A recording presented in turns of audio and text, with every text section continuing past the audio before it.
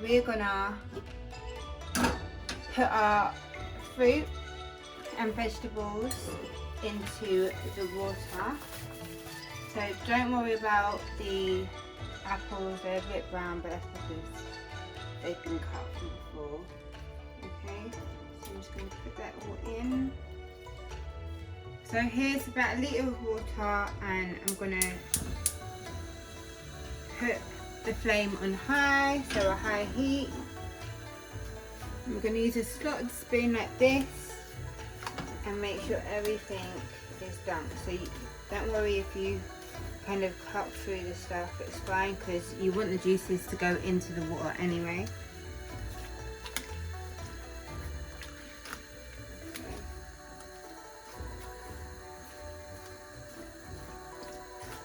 So we're going to let that come to a boil. In the meantime, we're going to take our chicken breast. So as you can see, I'm not using a lot, and we're just going to season this for a little bit. So for seasoning, I'm just going to use some white pepper,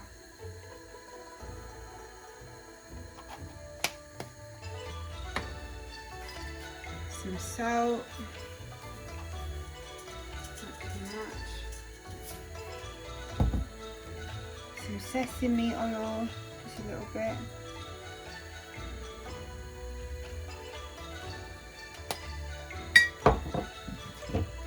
Chinese cooking wine,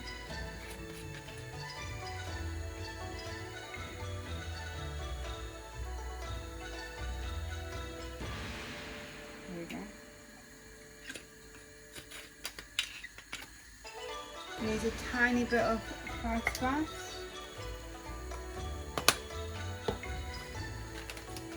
And this is optional, but I'm going to add just a tiny bit of MSG.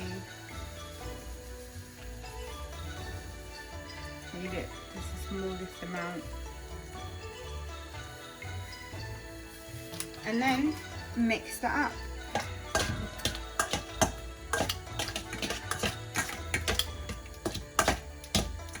Okay, so what I've done is I've just covered it with some cling film until the fruit and vegetables get to a boil. I will leave this in the fridge, and then I will take it out because we don't want really cold food being fried. Okay, so it's coming up to a nice boil, as you can see.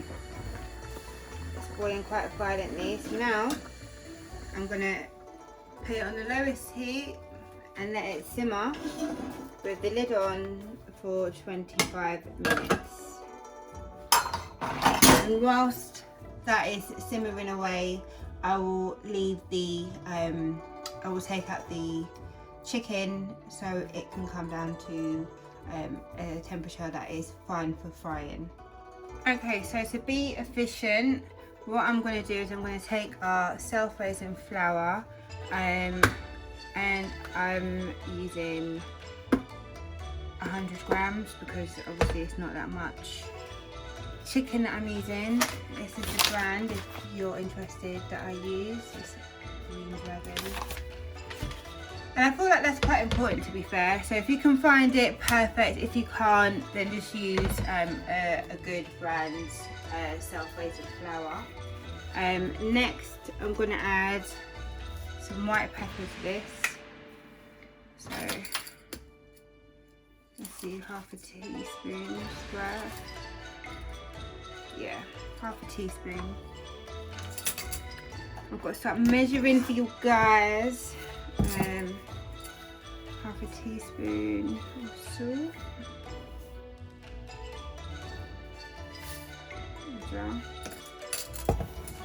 And to that, the flour, I'm going to add some baking powder. So I'm going to add about 3/4 of a teaspoon. There we go. And I'm just going to mix that.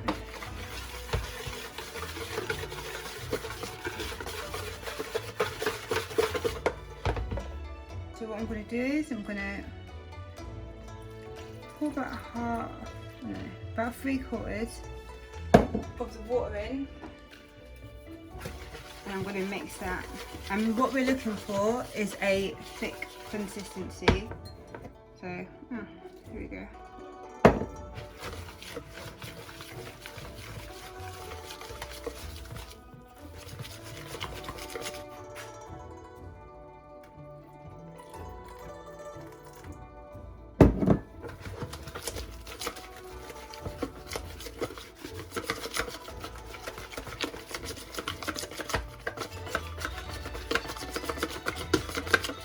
This is the kind of consistency.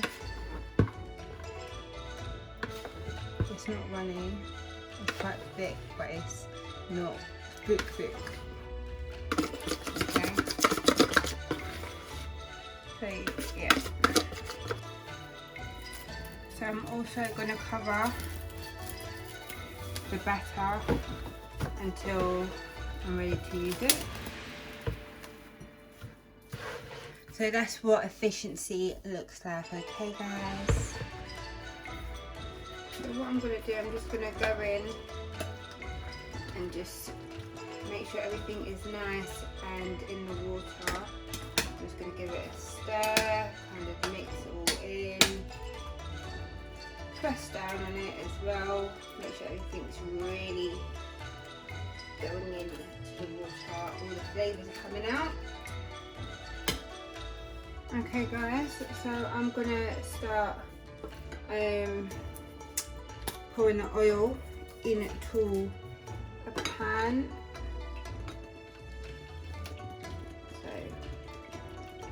So here we are, deep frying. It is a lot of oil.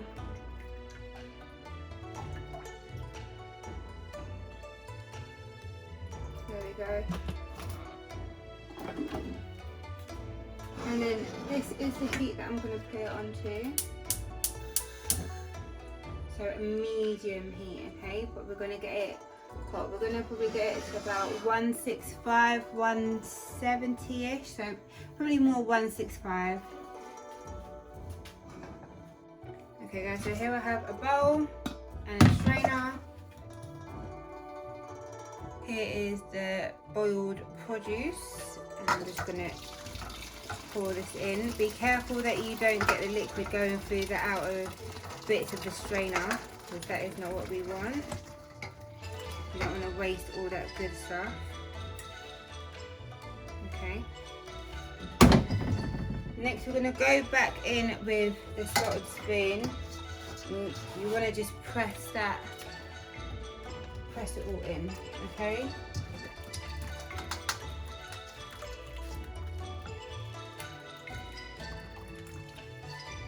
So this is what we're left with. Now I've just rinsed out the pot and I've got a smaller strainer, a sieve if you wish. And because in here you've got little bits of the flesh from like the orange and lemon, you want to strain that out. Okay, and you might even have a few pips in there. So see?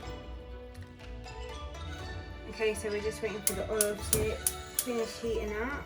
So we're going to do a medium-high heat for this. Okay, so we'll let that bubble up just a little bit.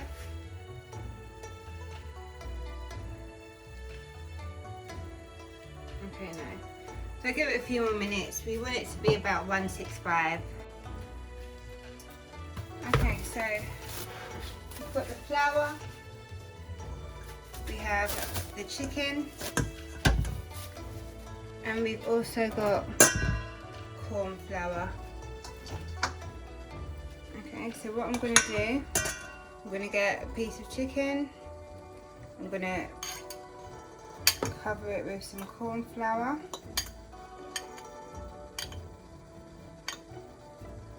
And then I'm going to pop it into the batter, and I'm just going to repeat that with all of them, okay? So now that's all done, we're just going to mix them around in the batter. making sure that they're all fully covered.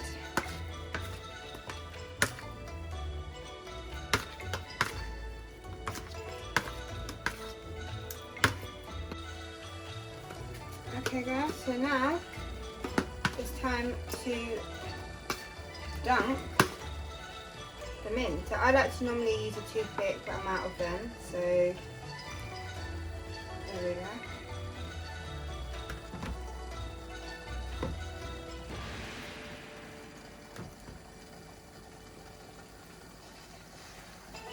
And make sure that there's space between them, okay? And we're going to leave them in there until I'm going to leave the first batch frying for about 1 to 2 minutes. Okay, so this has started bubbling up really nicely. We're just going to lower that heat just a little bit. And now this bit is up to you where you add the rest of the ingredients. So I'm just going to add just a little bit of ground ginger. Not a lot, because I don't like it really strong. I don't really like ginger that much, but I find that in sweet and sour sauce you need that kind of taste to it. So that's just a tiny little bit. Otherwise it's going to be too sweet. Then we're going to go in with our tomato paste. You don't want a lot of tomato paste, so I'm going to go in with just that much to start with, and I'll see if I need any more. Tartness, however tart you like it. If you don't really like it that tart, then you don't add that much. But I like it with the slightly sour taste to it.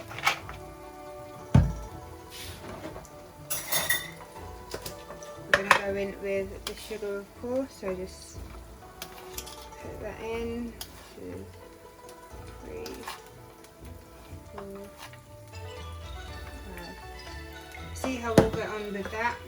I'm going to give that a mix.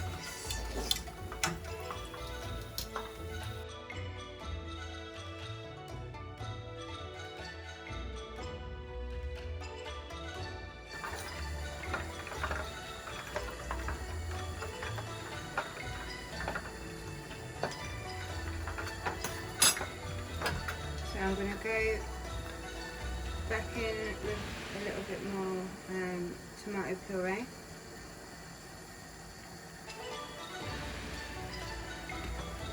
I'm also going to go in with more sugar.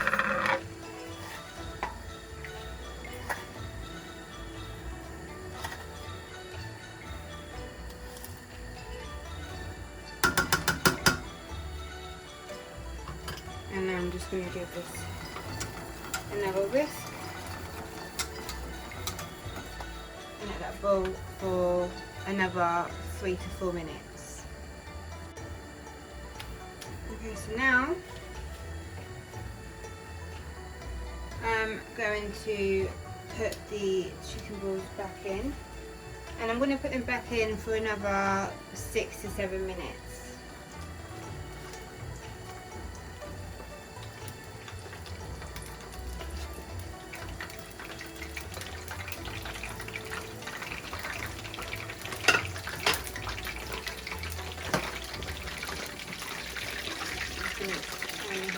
Slightly.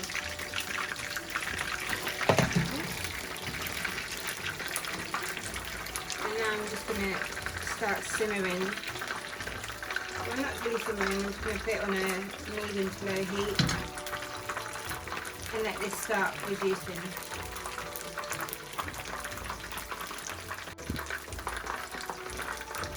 So make sure that you turn them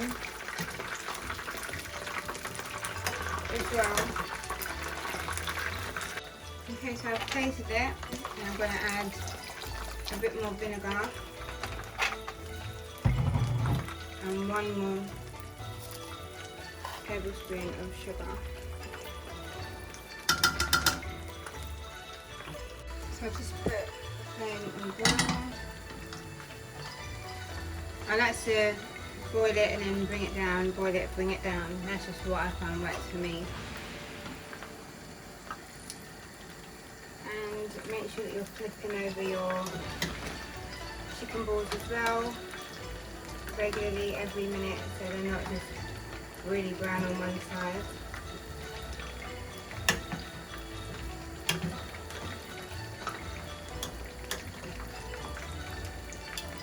Okay, so it's time to take the chicken balls out, so I'm just going to turn the heat off. I'm going to shake it, or you can use a slot. I'm going to use my slotted spoon. There we go.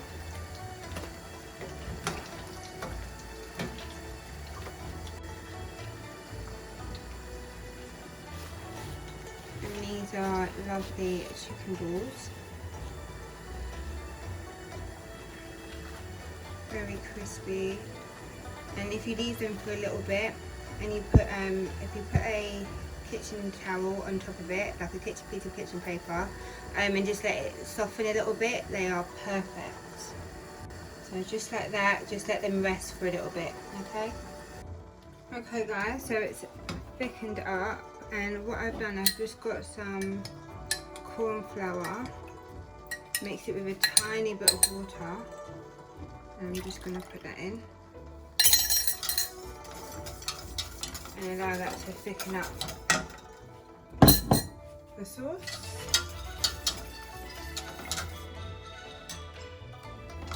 I'm just going to bring it to a boil again and let that really thicken up.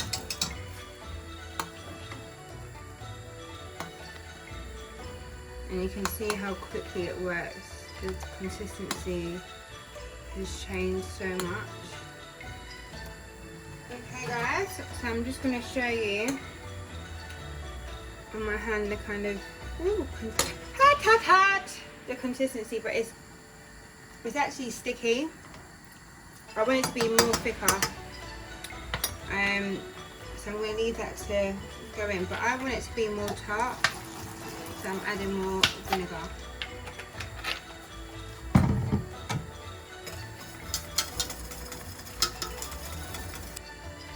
And what I might do actually, I'm going to add a little bit more corn flour.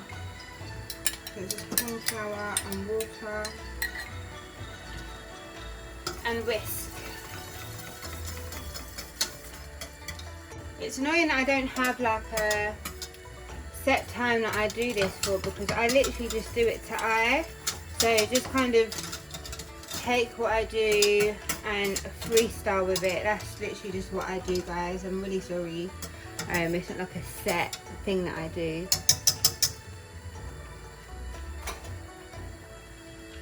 Okay guys, so I'm going to turn the heat off.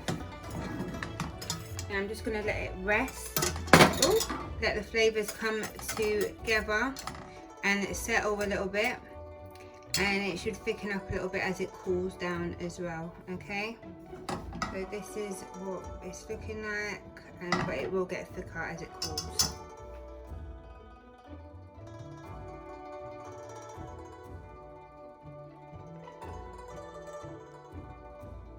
So guys, when you let it cool down for a bit, it will go thicker, as you can see.